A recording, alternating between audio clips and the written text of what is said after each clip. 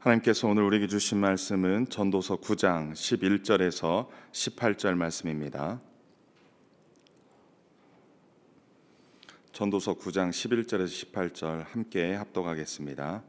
내가 다시 해 아래에서 보니 빠른 경주자들이라고 선착하는 것이 아니며 용사들이라고 전쟁에 승리하는 것이 아니며 지혜자들이라고 음식물을 얻는 것도 아니며 명철자들이라고 재물을 얻는 것도 아니며 지식인들이라고 은총을 입는 것이 아니니 이는 시기와 기회는 그들 모두에게 임함이니라.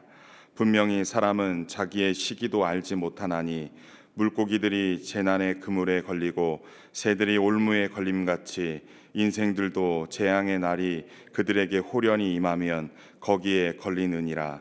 내가 또 해 아래에서 지혜를 보고 내가 크게 여긴 것이 이러하니 곧 작고 인구가 많지 아니한 어떤 성읍에 큰 왕이 와서 그것을 에워싸고 큰 흉벽을 쌓고 치고자 할 때 그 성읍 가운데 가난한 지혜자가 있어서 그의 지혜로 그 성읍을 건진 그것이라.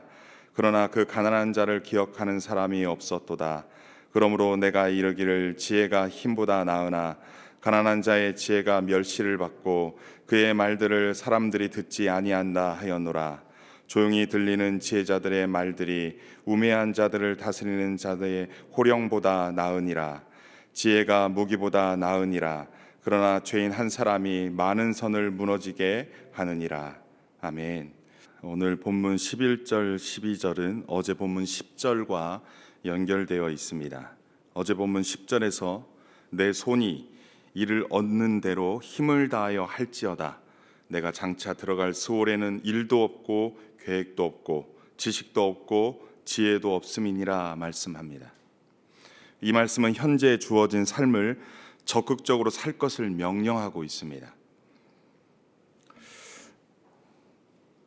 우리가 행해야 할 일이 있다면 힘을 다해 행해야 한다는 것입니다. 왜냐하면 살아있는 날 동안에 할 수 있는 일이 있고 또 죽음 이후에는 할 수 없기 때문에 그렇습니다. 그런데 오늘 보면 11절의 말씀을 보니까 내가 해 아래에서 보니 빠른 경주자들이라고 선착하는 것이 아니다 라고 말씀합니다. 빠른 경주자라고 반드시 먼저 도착하는 것, 반드시 이기는 것이 아니다 라고 말씀합니다. 또 용사들이라고 강한 자들이라고 전쟁에서 반드시 승리한 것이 아니다. 지혜가 있다고 해서 먹을 것이 생기는 것이 아니다. 또 총명하다고 해서 재물을 모으는 것도 아니고 배웠다고 해서 늘 잘 되는 것이 아니더라 말씀합니다. 인생 어느 정도 살다 보면 위의 말씀들이 많은 부분이 공감이 될 것입니다. 10절에서는 우리가 행해야 할 일이 있다면 힘을 다해 행해야 한다고 말씀하는데 11절에서는 그 일을 한다고 해서 반드시 성공하는 것은 아니다 말하고 있습니다. 전도자가 한 입 갖고 두 말하는 경우라 여길 수 있습니다. 하지만 오늘 본문 11, 12절에서는 우리가 행할 일을 다 행하고 나면 그 결과는 하나님께 맡겨야 된다라는 의미의 말씀입니다. 왜냐하면 우리가 크게 기대하며 행한 일이 그리고 그 일들이 어긋나서 실망하는 일들이 많기 때문에 그렇습니다. 11절 마지막 부분에 이런 말씀이 있습니다. 이는 시기와 기회는 그들 모두에게 임하느니라 말씀합니다. 여기서 시기와 기회를 세번역 성경에서는 불행한 때와 재난은 누구에게나 닥친다라고 번역하고 있습니다. 이 시기와 기회를 불행한 때와 재난이라고 번역하고 있다라는 것입니다. 어떤 성경학자는 기회를 우연이라고도 해석하고 있습니다. 이것을 적용해 보면 인생을 살다 보면 예상했던 패턴이 기대했던 것들이 어긋나는 것은 불행한 때와 우연으로 누구에게나 닥칠 수 있다라는 것입니다. 오늘날 우리에게도 계획한 것들이 어긋나고 뜻한 것들이 뜻대로 되지 않을 수 있습니다. 이것은 우리에게 뜻하지 않은 사건, 그 사건으로 보이며 우리는 그러한 결과를 우연이라 부를 수 있습니다. 하지만 이런 것들을 믿음의 눈으로 본다면 그것은 하나님의 계획에 의한 것이라 할 수 있습니다.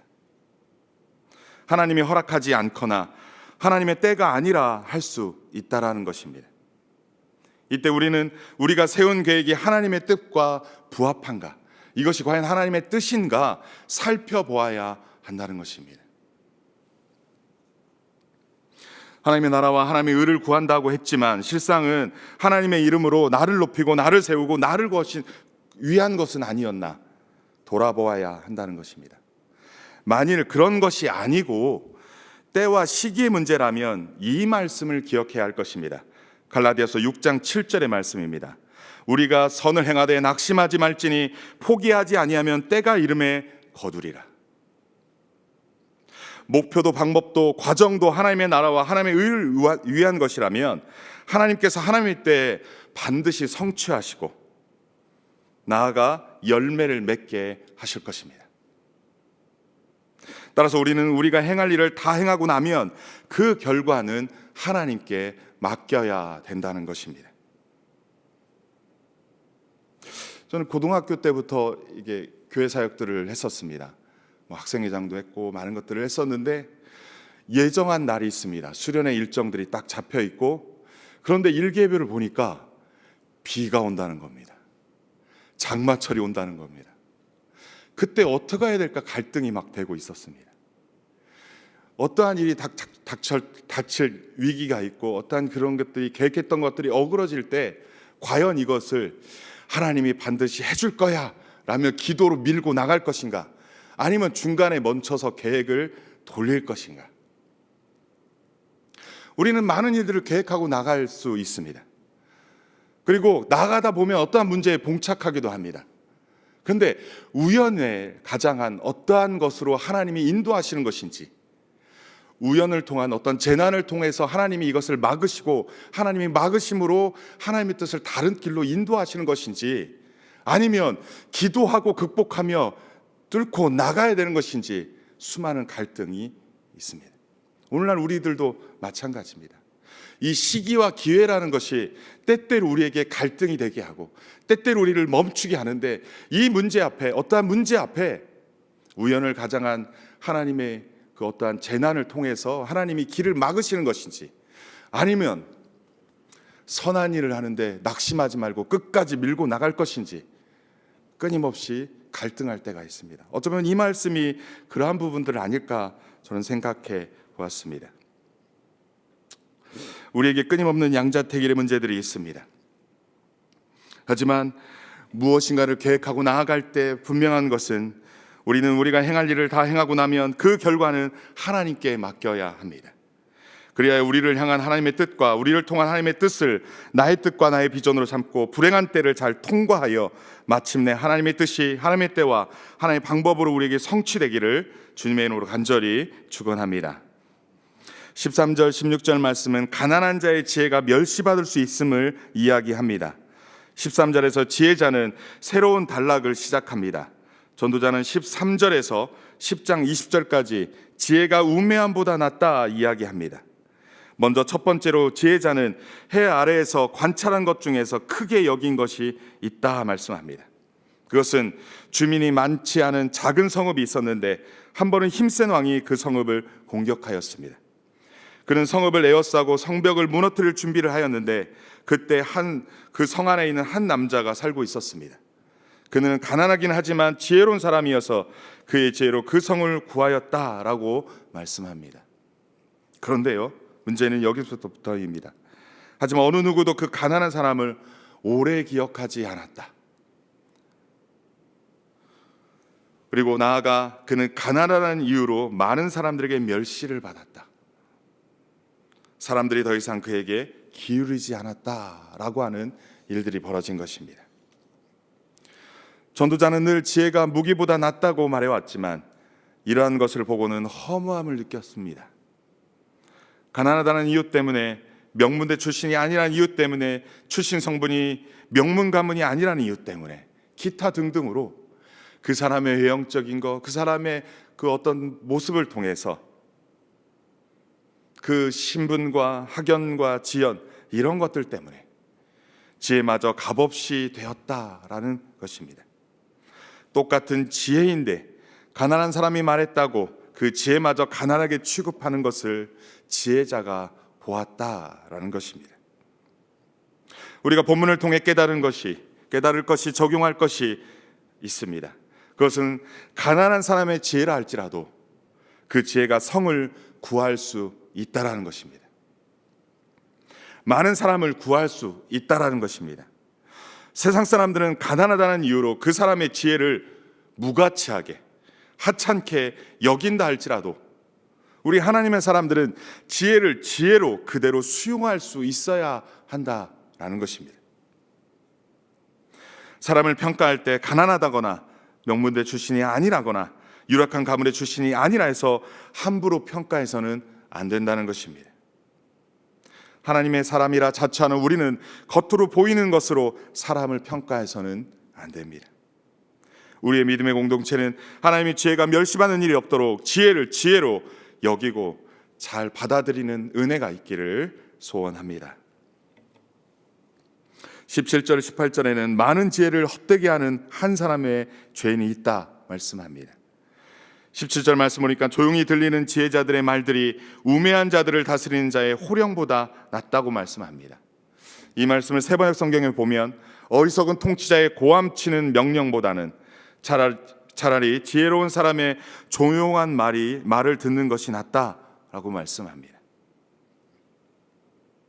18절에서는 지혜가 무기보다 낫다고 한 번 더 이야기하며 이 말씀은 지혜의 위대성을 표현하면서 그러면서 옛날부터 왕 곁에 지혜로운 책사를 두고 전쟁에 임했던 모습을 연상해 볼 수 있습니다. 대표적인 것이 삼국지의 제갈공명과 같은 사람입니다. 전쟁에 나가기 전에 그 책사의 지혜를 듣기를 원했던 것이죠. 하지만 지혜가 무기보다 강할지라도 작은 실수나 과오로 지혜의 힘이 발휘되지 못하는 상황들을 전도자는 목격합니다. 바로 죄인 한 사람이 많은 선을 무너지게 하는 경우입니다. 여기서 죄인 한 사람은 어리석은 사람을 말합니다. 지혜는 나라를 구할 만큼 강력하지만 어리석은 한 사람으로 여태껏 쌓아올린 모든 것을 한순간에 망치기도 한다라는 것입니다. 공동탑이 무너진다는 것이 이런 경우를 얘기하는 것이죠. 어리석은 한 사람이 공동체를 어지럽히고 나라까지 위태롭게 할 수 있습니다. 어리석은 호령 대신 나지막한 지혜의 소리에 지지를 보낼 용기가 우리에게 필요할 것입니다. 따라서 우리는 나라와 민족의 지도자들을 위해 기도해야 합니다. 한국교회와 남산교회 목사님들을 위해 기도해야 합니다.